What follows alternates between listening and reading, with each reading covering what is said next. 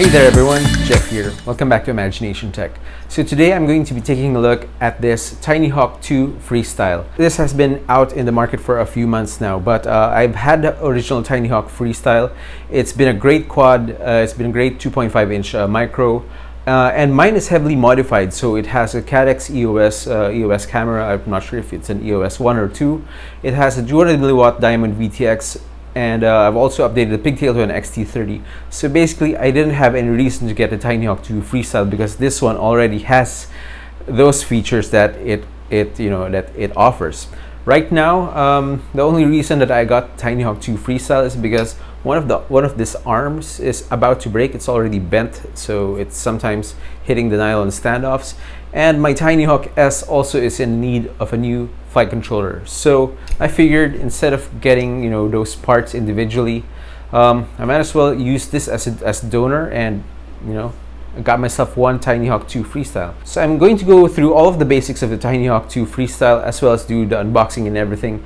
But I'm also going to show you a couple of mods that you can do with the Tinyhawk II Freestyle, and I think as great as this already is, I think there are still some things that you can add to this thing. All right, so anyway, stay tuned.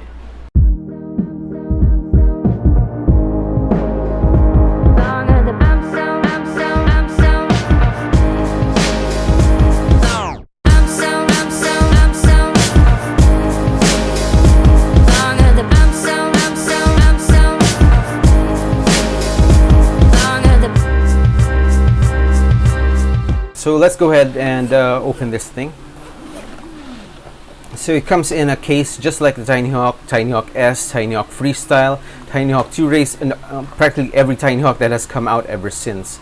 And if you haven't seen my Tinyhawk 1 Freestyle video, do check it out. I'm gonna post a link, card somewhere up there on the upper right corner of the screen.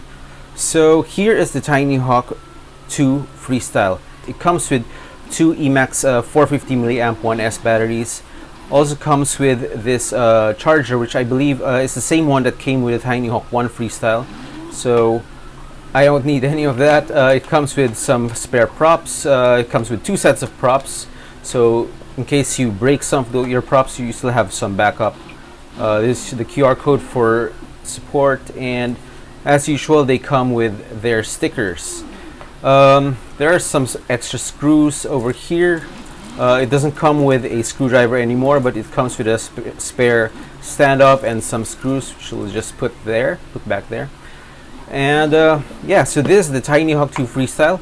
Let's put these other things away for a minute. With the props on, the Tinyhawk II Freestyle weighs in at 56.7 grams, and with the two batteries, it comes out to 81.8 grams. So the Tinyhawk II Freestyle, just like its predecessor, is a 2S toothpick style quad. It has a battery connector for two 1S batteries. It also comes with 1103 7000 kV motors.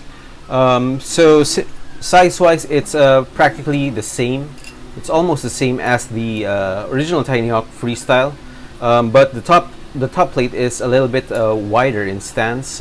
So they moved the screw holes here at the bottom for these two front nylon posts to make room for the camera. But practically, aside from the paint job, the two frames are practically identical. Some of the problems of the original Tinyhawk Freestyle was that it came with the camera that came with the Tinyhawk S, and that was not really a very good camera, and it was also limited to 25 milliwatts. The Tinyhawk Freestyle basically had all of the same electronics of the Tinyhawk S except for the motors. So here they have an upgraded VTX, which can go from 25 milliwatts all the way to 200 milliwatts. They have an upgraded camera. This is a Runcam Nano 2, I believe. Taking a closer look at the camera, you can see that this no longer uses the slotted camera style that was used in the Tinyhawk S and the Tinyhawk and the Tinyhawk Freestyle, and it uses the traditional camera mount with the screws on the sides. And this also means that you can adjust this however at whatever angle you want to set it to. Well, with the original Tinyhawk Freestyle, it was just fixed, and I think there were only two slots, so you can only adjust it between two positions. But with this one, you can set this anywhere from completely flat to 30 degrees, and I'm not sure what this is. I think this is right now it's set at 45 degrees, so I think this is the highest that it can go, but we'll try to loosen that screw and see and adjust this camera angle to our preferred camera angle. With my Tinyhawk Freestyle, I already upgraded it to a Cadex. I think this is an EOS 1 or EOS 2. And I've also changed the VTX to a diamond VTX that's jutting out a little bit here on the side. So here they maintain the form factor of the stock VTX, but this VTX goes up to 200 milliwatts. Yeah, out of the box, I think this is a great little Tinyhawk. This is a great little toothpick style quad, and for $120, it's actually pretty good. So I've also 3D printed a Insta360 Go mount for the Tinyhawk II Freestyle. Unfortunately, any mounts that you use for the original Tinyhawk Freestyle, will not be compatible because the screw holes are a little bit wider on the Tinyhawk II Freestyle, as I mentioned when we compared the two frames.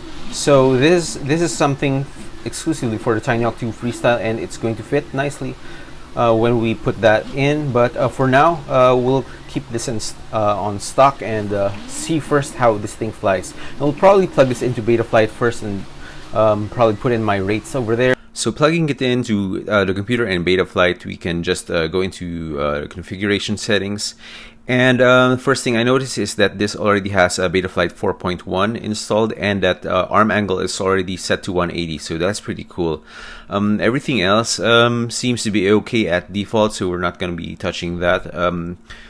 Here's the PID tune, the default PID tune for this Tinyhawk Freestyle, and I'm just going to put in my rates because by experience I know that the Tinyhawk Freestyle has quite low rates, so it's pretty good for cinematic and slow freestyle flying, but I like to bump it up just a little bit. So yeah, and I'm also going to change the OSD to my liking, and that's pretty much it. Everything else I'm keeping at default. And so yeah, we're gonna have this, we're gonna take this out and see how this flies. So this is my first flight on the Tinyhawk II Freestyle, set to the default camera angle of around 40-45 degrees, and it flies quite fast. Personally, I prefer a much lower camera angle of around 20 degrees, like this one, but it still flies quite nimbly, and the tune is really great. It does fly really nice. If you like the Tinyhawk, the OG Tinyhawk Freestyle, you'll love this one. So regardless if you fly juicy or if you fly flowy, you'll love how this thing flies. And yeah, the lightweight of the Tinyhawk II Freestyle combined with the powerful motors and A-band props, it really is a great combo. So if you do put an Insta360 Go on this thing, you can take a lot of nice cinematic footage, and I think that is another thing that it has going for it. Probably the first thing that you would want to change is this connector. So with my original Tinyhawk Freestyle, I replaced the battery connector with an XT30 pigtail, and the two 1S connectors that I snipped off, I soldered on an XT30 connector as well, and bound that up with some heat shrink. So now I can use a 2S battery with an XT30 pigtail, but I can still use like two 1S batteries if I wanted to. It also comes with this stock dipole antenna, which probably is another thing that I would want to replace first. It's nice that they zip tied that over there, so it's quite secure in place. And you'd also want to zip tie or mount this the receiver antenna. The stock receiver is actually pretty good. I was able to get more, probably around 800 meters on the stock receiver on this, and I have a video about these mods as well, so do check that out. So some of those mods are no longer needed with this with the Tinyhawk Freestyle, because you get a good camera, you get a better VTX. So you probably just want to change the antenna into something like a circular polarized antenna like this one. With my original Tinyhawk Freestyle, I replaced the pigtail with an XT30 connector and used and created an adapter like this, so I can still use two 1S batteries with PH 2.0 connectors. Now the downside is it's going to add around 1 or 2 grams to the overall weight, but the advantage is you can use a 2S battery with an XT30 connector, and I think the flexibility of using either two 1S batteries or a 2S battery more than makes up for that weight.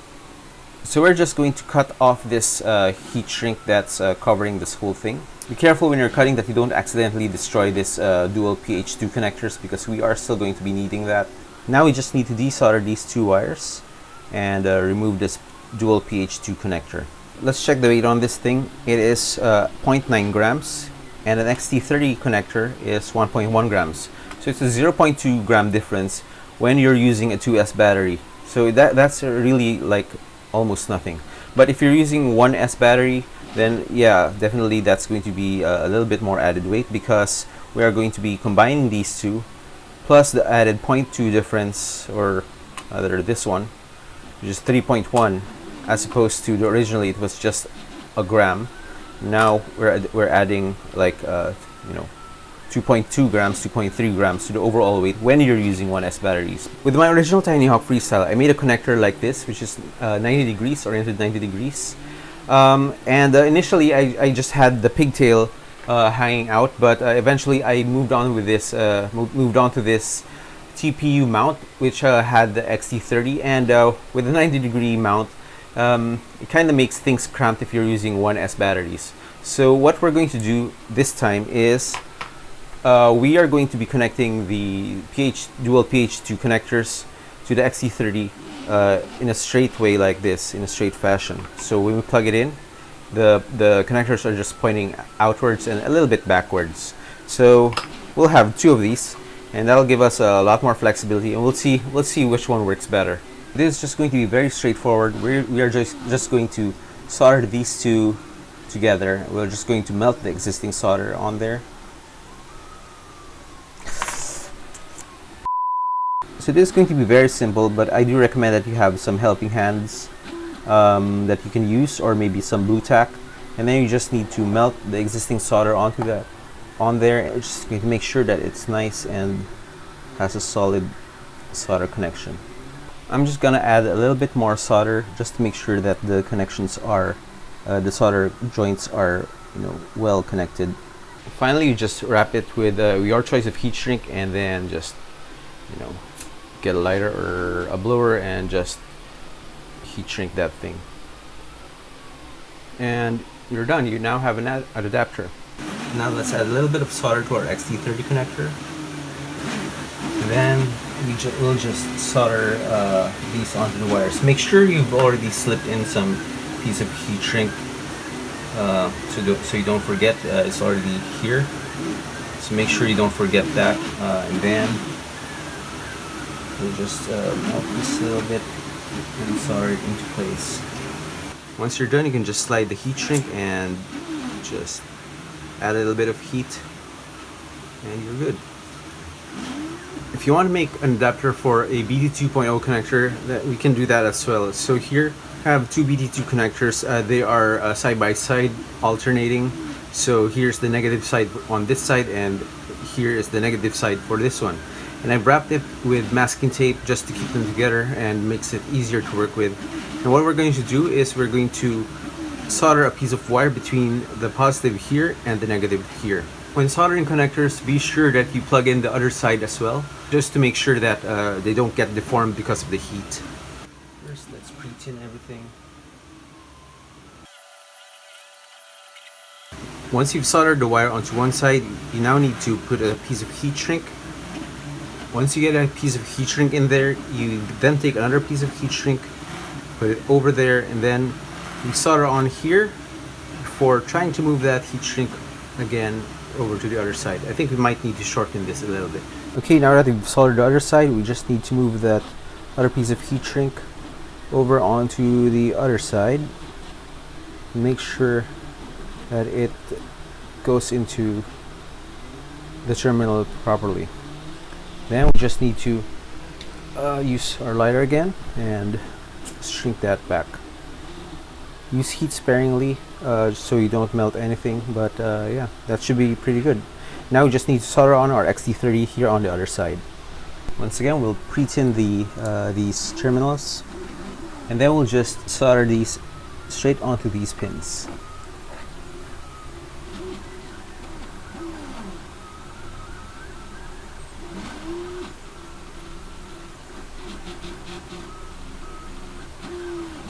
Finally, we just need to slip on a piece of heat shrink over this whole thing, and we'll just take our lighter and we'll just shrink this whole thing.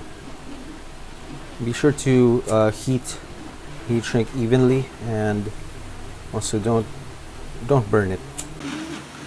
Next, let's fix the mounting of this receiver antenna, and we're going to be using this piece of zip tie, sorry, and we are just going to slot that in between the motor wires and the arm, and zip tie that close. There, and we are just going to need to bring the antenna out as well, just a little bit. Just pull, or you can use some tweezers, and I'm still going to slot it in between the arm and the motor wires. So right over here, I'm going to put it back, and then we're going to add some heat shrink to this. So we are just going to slide the heat shrink over the zip tie as well as the antenna wire, just so we have just that additional level of protection. And we can cut the end off that zip tie later, but for now let's just shrink this heat shrink. Okay, right, so now we just trim off the edge.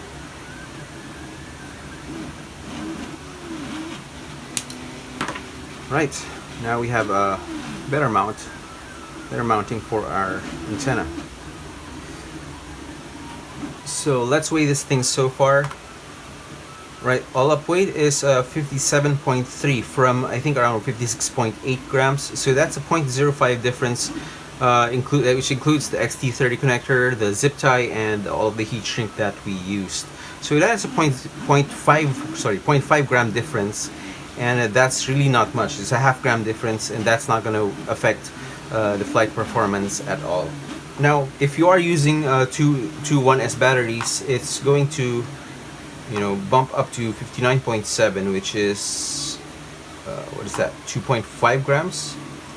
Additional 2.5 grams. So all in all, that's a total of around 3 gram difference, which really isn't that much, considering that with this mod you're going to be able to use 2S batteries or 1S batteries, and I really value that convenience. So if you want 1S batteries, you can just use this adapter plug, but if you want 2S batteries, then you can just remove this and you can plug in a 2S battery directly. One final thing that we can do is to take this Lollipop UFL antenna, and then we are going to be replacing the VTX antenna, which is a dipole, and we're just going to cut off this end because the Tinyhawk Freestyle doesn't come with a UFL connector. Then we're just going to carefully remove the covering, the insulation on this thing, to reveal the ground wire. Okay, so once you remove the insulation, you'll see that this is the ground, and we are just going to separate that to reveal the signal wire underneath.